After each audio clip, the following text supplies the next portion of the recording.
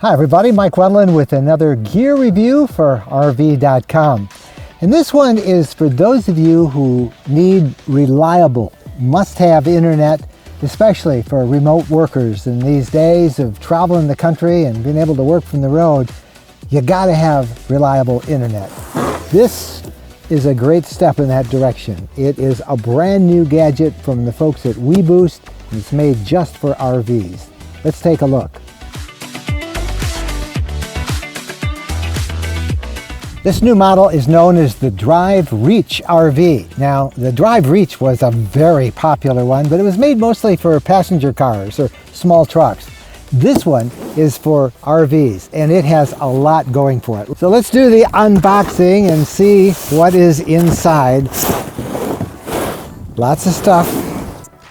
So we've taken everything out of the box now, and let's kind of go over all of these different pieces for you. First of all, you don't want to lose this. This is the instruction manual, and it's really handy. In the back of it are a couple of hook and loop type fasteners. You could use those for the back of the actual booster itself. Now I try and mount this out in the open, not underneath a seat, but maybe at the low end of a wall or in a cabinet where it has some air circulation. It does have lots of heat sinks, but this does a lot of heavy-duty lifting and with the boosting the signal, and you want to have some air circulation for it. So look in the manual for the little adhesives. You might wonder what they're for. Now you know.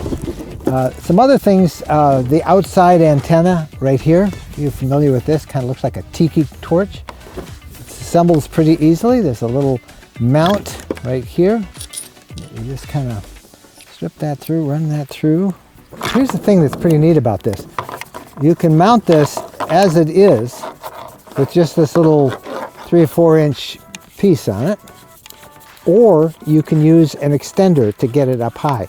Always, the higher an antenna is, the better it will perform. So the folks at weBoost have added this extender. It's about 13 inches, and you would just thread that through, and it would give you a little more height.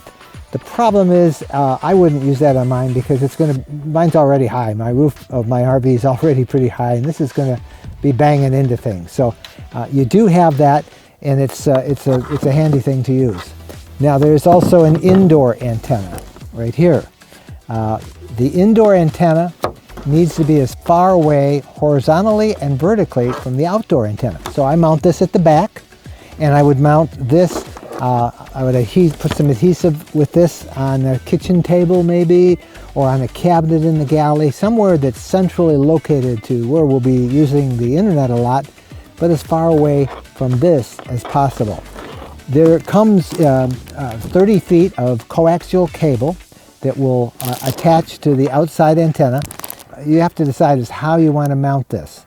Most people will just run it across the roof and then bring it inside the RV that way, either through a window or connecting, maybe coming up through an opening underneath your unit, maybe a seal that you can slip it under. There's lots of different ways to hook it up. The 30 foot of cable is going to run across your roof. They give you lots of cable ties. These are little adhesive strips. They go flat on your roof, and the cable will then go through, and it would hold the coax from flopping around in the wind. There's a coil that you would put at the bottom of this, and this coil, if you should hit something, it would then give you some flex and you wouldn't break your antenna. Power cable would attach to the weBoost antenna, and they give you some bolts, an L bolt that would fit if you wanted to mount this at the back, say, of the ladder on your RV. Let's have a conversation here about mounting the antenna. And that's where it's pretty hard to give you a one-size-fits-all, because every RV is different and every RVer is different. Besides permanently mounting the antenna on like a ladder or through a different mount, perhaps on the roof, a lot of RVers buy extendable poles that when they're stopped, they can telescope that pole up high, and they attach this antenna, getting even more height. Now, I want to tell you about the booster itself. This is the most powerful booster for RVs that weBoost has ever made. The uplink part of it, which is the part that goes out and finds a cell phone tower is the most powerful it has. In other words, if there's 3 cell phone towers out there, this one will reach all 3 of them.